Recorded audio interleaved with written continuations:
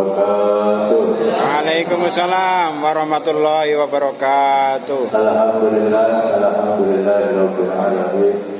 Wa bihi nasta'inu ala umuri tawfiq. Asyhadu an la ilaha illallah wahdahu la syarika lah wa asyhadu anna Muhammadan abduhu wa rasuluh. Allahumma shalli wa sallim ala sayyidina Muhammad Sallallahu alaihi wasallam. Amma ba'du. Jamaah taklim maghrib yang dirahmati Allah Subhanahu wa taala. Puji syukur kita panjatkan kehadirat Allah Subhanahu wa taala yang telah memberikan kita nikmat sehat walafiat serta iman dan Islam. Alhamdulillah berkat rahmat Allah yang diberikan kepada kita masih dapat melaksanakan ibadah kita kepada Allah Subhanahu wa taala, yaitu melaksanakan salat maghrib berjamaah. Mudah-mudahan salat maghrib berjamaah kita diridhoi dan diterima oleh Allah Subhanahu wa taala. Amin ya rabbal alamin. Salawat dan salam semoga selalu sama-sama kita sampaikan kepada kehadiran kita, junjungan kita, baginda Nabi Muhammad sallallahu alaihi wasallam, dan para sahabatnya, para keluarganya, dan mudah-mudahan kita sebagai pengikutnya yang selalu istiqomah mengikuti ajaran beliau. Amin ya rabbal alamin. Jamaah pada maghrib yang dimuliakan Allah Subhanahu wa taala. Kata para alim ulama, ketika kita beristighfar sebelum subuh banyak keutamaannya. Jadi sebelum subuhnya kapan? Misalkan 10 menit sebelum azan kita sudah atur, kita beristighfar. Astagfirullahaladzim, astagfirullahaladzim. Itu banyak-banyaknya, bebas. Mau 100, mau 500, silakan bebas. Istighfar setelah bebas. Istighfar paling pendek kayak itu. Kalau mau saya beristighfar boleh. Allahumma anta rabbi la ilaha illa anta khalaqtani dan seterusnya boleh. Bebas. Yang penting kita istighfar. Istighfar itu mohon ampun kepada Allah. Ya Allah, ampunilah hambamu. Atau setelah azan kita sholat sunnah qobliyah. Habis sholat sunnah qobliyah kita doa, bisa doa tuh, ya. Doa yang paling mustajab itu tuh sebelum antara azan dan iqamah. Setelah sholat sunnah subuh qobliyah kita doa. Setelah doa masih ada waktu, itu kita istighfar. Yang penting sebelum subuh banyak utamanya. Di antaranya yang pertama, Allah akan kasih kepada kita keluasan dalam hal kesabaran. Jadi diberi keluasan kesabaran oleh Allah Subhanahu wa taala. Yang tadinya mungkin gak sabar, sekarang ketika dia beristighfar jadi sabar. Misalkan di kerjaan, ya, mungkin bosnya lagi marah-marah, yang tadinya kita juga marah, bos sama misalkan, jadi sabar dulu. Jadi Allah memberi keluasan kesabaran kepada kita dalam hal apapun.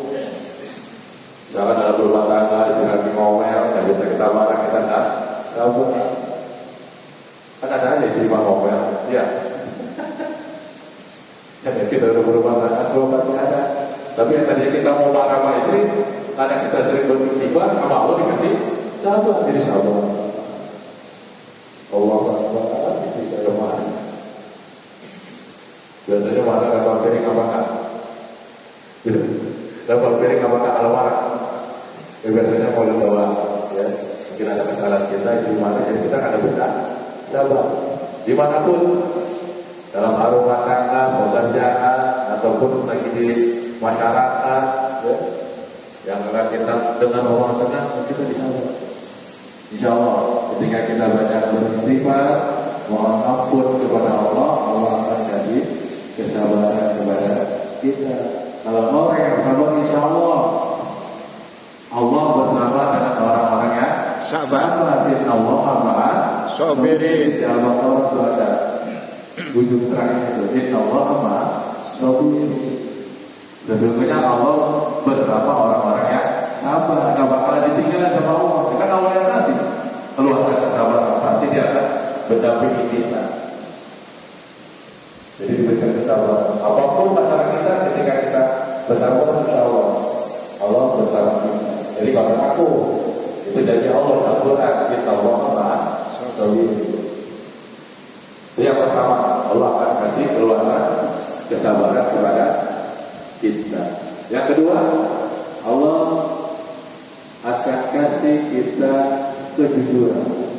Jujur.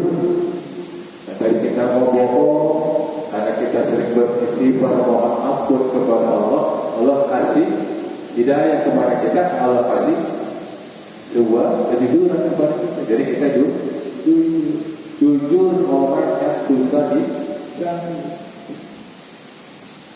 Jujur sangat baik di mata Allah Subhanahu wa Ta'ala.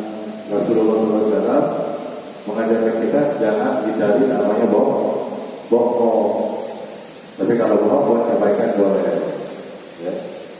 Kalau kita jujur, insya Allah dicari. Ya, jujur paling susah. Ya. Dari 100 orang, mungkin yang jujur baru 20, 80, rada-rada masih sama-sama. Ya, sama-samanya maksudnya mau jujur apa nih? Ya begitu. Kalau kebujukan setannya bohong, ya bohong. Kalau kita bisa melawan bujukan setan, jujur. Seperti itu. Jadi jujur apa ya? Ketika kita bekerja itu harus dipraktekkan. Yang tadinya mau korupsi walaupun kecil karena jujur kan jadi. Ya, karena beda-beda tipis kalau kasih misalnya 10.000 walaupun 10.000 berarti tahu balik lagi kantor 10.000 buat apa kayak itu udah jujur itu namanya. Jadi harus saja kalau membalikkan ini sisa 10.000 udah baliknya 10.000 atau bilang terus terang dengan bilang jujur seperti itu ya. Nah, itu harus kita tanamkan diri kita insya Allah ketika kita beristighfar kepada Allah insya Allah kejujuran akan kita dapat dengan sendirinya ya. Dan jadi berubah yang tadinya ngomong kecil bisa jadi dengan jujur aja gitu, apalagi sama istri dan sekali-kali bawa sama istri terserah rezekinya ya. Kalau mau kebaikan boleh tapi kalau untuk yang hal-hal yang nggak benar jangan ya. Nah, jadi insya Allah jujur yang termasuk keutamaan ketika kita beristighfar sebelum subuh. Dan yang ketiga, Allah akan mudahkan hidup kita. Kalau nggak salah di surah At-Talaq ya, kalau nggak salah itu surah 3. Ayo orang-orang beriman, ketika kita dapat kesulitan, Allah akan mudahkan, Allah akan kasih jalan keluarnya di dalam setiap masalah. Karena setiap manusia pasti punya masalah, nggak ada yang nggak punya masalah. Ya, orang gila pun juga punya masalah memang. Ya masalah diri sendiri, nyanyi sendiri, ya ngobrol sendiri, itu kan masalah dia. Ya, kalau dia mencari batu, masalah juga. Ya orang gila. Lalu bagaimana kita ya normal? Pasti setiap ada masalah. Mau yang berumah tangga, yang mau berumah tangga, pasti ada masalah. Nah, insya Allah masalah itu akan Allah mudahkan. Allah akan jalan menjadi jalan keluarnya buat kita selagi kita memohon kepada Allah Subhanahu wa Ta'ala. Yang saya kemarin sampaikan itu dalam sabar menghadapi ujian musibah, itu kan masalah juga sama. Kita hadapi dengan sabar, insya Allah Allah akan kasih jalan keluarnya. Yang menurut Allah baik, bukan menurut kita baik. Karena kan kita kalau masalah itu baiknya dan keluarga seperti ini, tapi menurut Allah tak baik, nama Allah dibelokin lagi, yang baik ini. Itu terkadang seperti itu. Ya, Jadi insya Allah ketika kita bersifat mohon ampun kepada Allah, ketika kita ada masalah, Allah akan kasih jalan keluar. Yang keempat, Allah akan mudahkan rezeki kita dan akan diberikan keberkahan pada rezekinya itu. Sama dalam masalah di surat Al-Baqarah juga, Allah akan kasih rezeki kita dari yang tidak disangka. Kalau kita dari beristighfar, coba Bapak rasain istighfar. Istighfar, astagfirullahaladzim, astagfirullahaladzim. Insya Allah pasti ada perubahan. Tapi rutin, jangan letak-letok. Seminggu sekali istighfarnya. Maksud saya rutin, tiap hari. Kalau bisa habis asar tuh, habis asar istighfar 100 kali. Dan saya dapat dari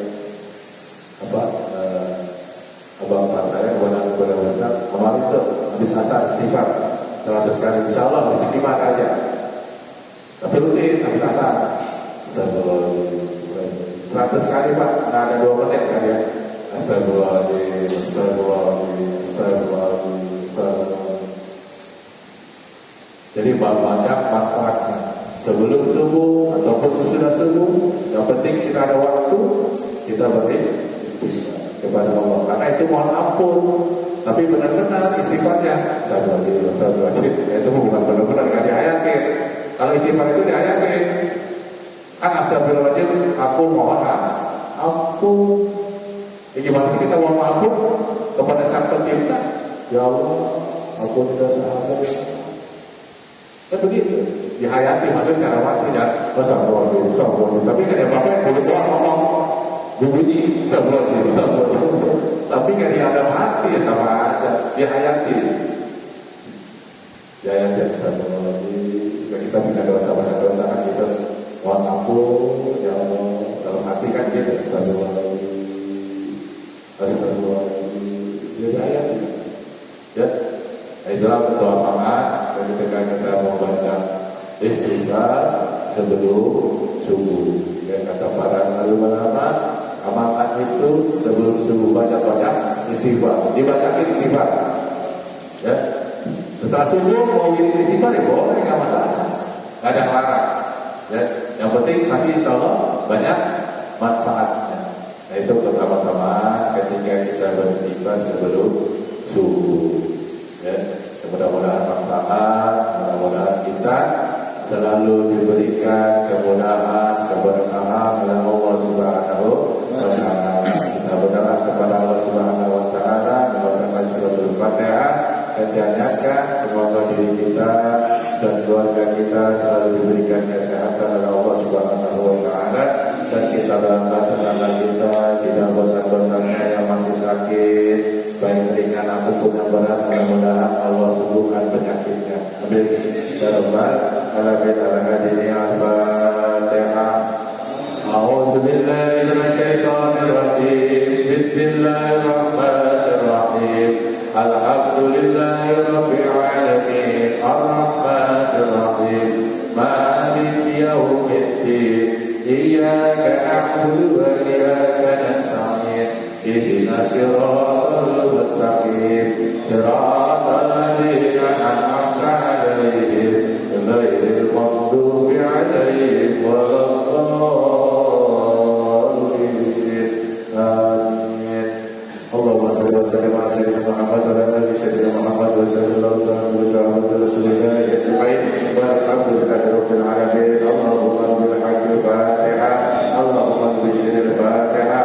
Allahumma barakatil Fatihah. Allahumma qadijatil Fatihah. Allahumma syafatil Fatihah.